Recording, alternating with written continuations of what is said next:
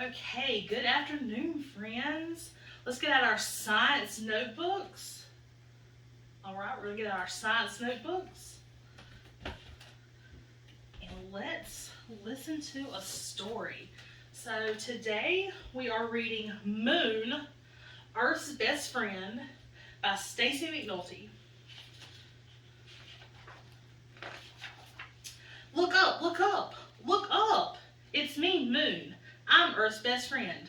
Where Earth goes, I go. We have been together since the beginning. Almost.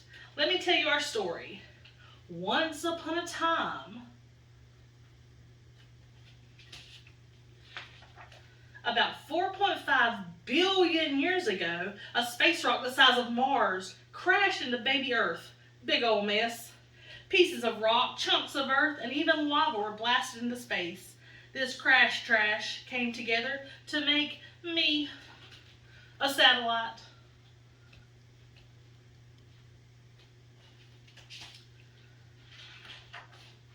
Actually, I'm Earth's only natural satellite.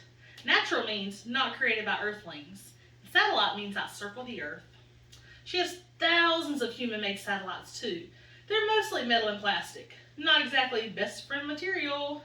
Guess that makes me Earth's #1 sidekick.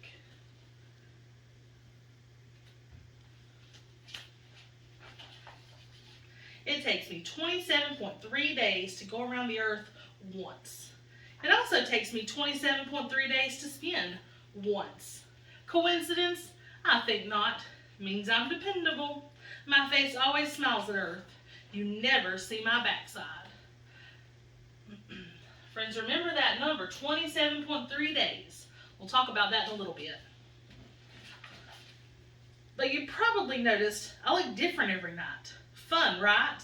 Check out my phases. We've got new moon, waxing crescent, first quarter, waxing gibbous, full moon, which doesn't make wolves howl, waning gibbous, last quarter, waning crescent, and a new moon. Now this page in the book, we're going to be looking at it again later on. So we will revisit this.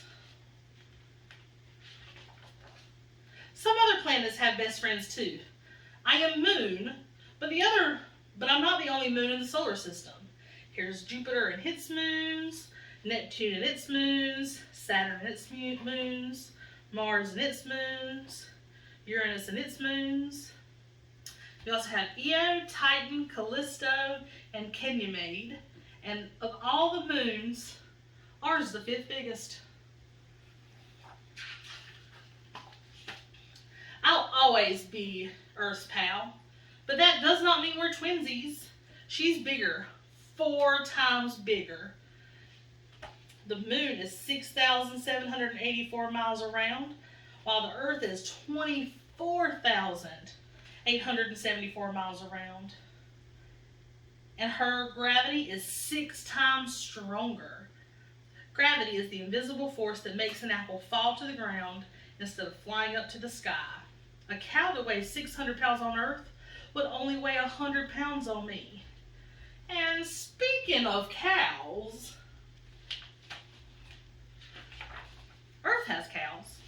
And nursery rhymes starring cows. But a cow has never jumped over me. I'm too far away for even a kangaroo to make that leap. The average distance between Earth and me, 238,555 miles. You could fit 30 Earths in that distance, and probably a gazillion cows.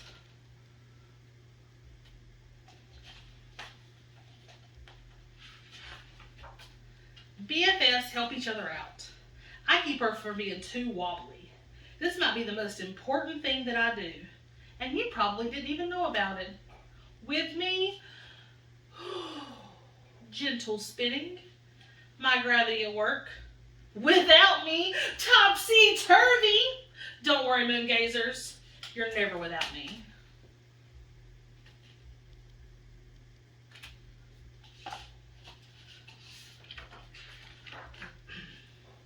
I don't disappear during the day. I'm always here for Earth. You just can't see me when it's super bright out, or when it's cloudy, or when I'm on the other side of Earth. I can prove I'm always here. Check out the ocean's tides.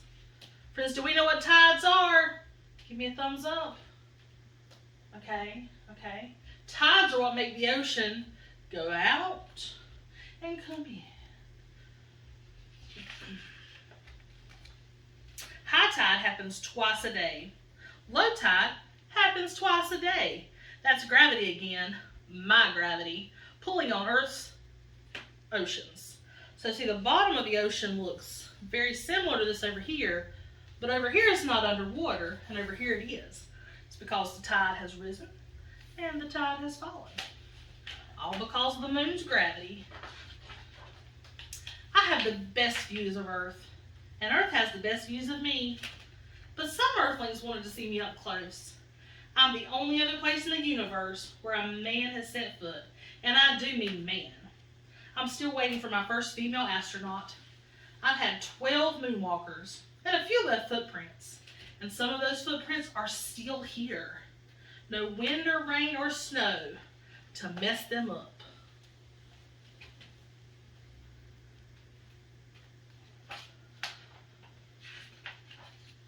Other things you won't find on me: oxygen, mosquitoes, which I think is a good thing, liquid water, animals, including cows, and plants.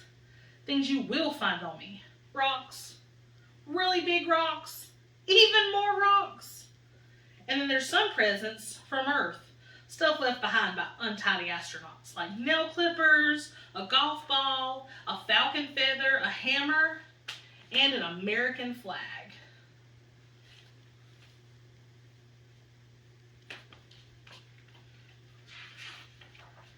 Earth and I have so much fun together, like when we play eclipse, solar eclipse. I hide sun for a few minutes. We play this during the day. Lunar eclipse. Earth's shadow passes over me. We play this at night.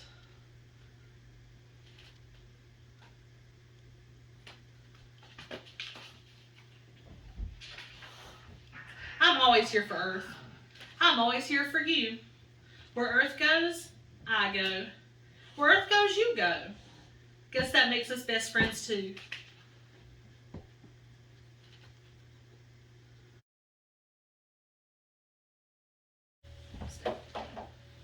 So yesterday,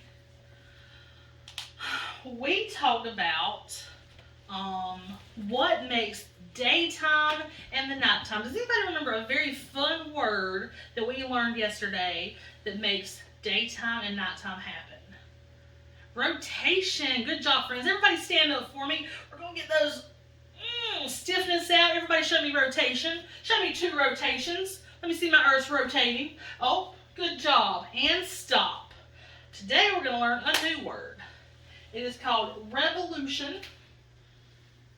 Everybody pick up something on their desk. It could be a pencil, a piece of paper, and we're just going to pass it around our body. This is something revolving around us. It's making a circle or an ellipses around our body. That makes this a satellite because it's revolving around our bodies. And from one point back to that same point is 1 revolution. So it takes the moon how many days to make 1 revolution? 27.3. We usually just round up to 28. It's easier to remember. So 28 days to get from there to there. Now what makes the moon look different? Alright, so at your groups, everybody should have a moon phase kit. Let's identify the 3 characters in our day and night cast. Friends, what do you think this would represent? The sun. Very good. And while we don't have 8 of them, what do these represent? That's right, the moon. So these are just 8 different positions that the moon could take around the Earth. So we have 1 moon, but these are just the different positions. So what are we missing in this whole cast of characters? The Earth. So what is going to be the Earth? You are. So I want my groups to take turns examining their moon phase kit. I want you to look at it from the sun's perspective, jot down in your science notebook what you see. Look at it from the opposite of the sun's perspective. From both sides. Okay. And then I want each group member to take turns being the Earth and looking at the moon from all different directions. Turn it all around. Okay. I want you to jot down the observations that you see in your science notebook. I also want you to draw some figures. Draw what you're seeing. And take about 10 minutes, and then we're going to come back together.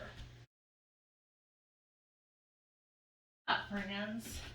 I heard some really good group discussions, and I've seen some really good observations being written down, and some good drawings, some good sketches in our science notebooks. So let's come together and talk about this, all right?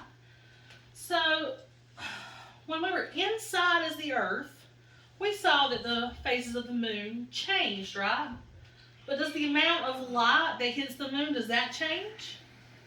No, friends, it's always, half the moon is always lit. It's just our perspective, all right? So y'all drew some of the phases of the moon that you saw. So let's label those. The one that we saw no light on at all right? That is a new moon. That's the one where the lighted side of the moon is facing away from Earth, is facing towards the sun, and that is called a new moon. The moon where you drew the light side on your right side and the dark side on your left side, that would be the first quarter. So it's waxing, the light is growing more and more, and it's going to grow all the way until the moon is almost entirely lit. That, friends, is called a full moon. Now, do wolves and dogs, do they howl at full moons? No, friends. All right. And now, as the moon continues to move around the Earth, we're going to see less and less light until the light is on the left side and the darkness is on the right side. This is called the last quarter. All right. And there's going to get less and less light until we're back at the new moon. So you should have those labeled in your science notebooks. All right, so now I'm going to pass out the exit tickets that we worked on yesterday. So yesterday I asked you to write down on this index card what you think causes the phases of the moon. Just what you think. You know, it could be as silly or as serious as you wanted it to be. So on the back of this index card, I want you to tell yourself from yesterday the real reason that we have phases of the moon. So you're going to teach yourself from yesterday. If you had a misconception from yesterday, today you're going to correct it. Yesterday, if you knew what caused the phases of the moon, today I want you to tell yesterday's self something that you learned from this lesson. All right.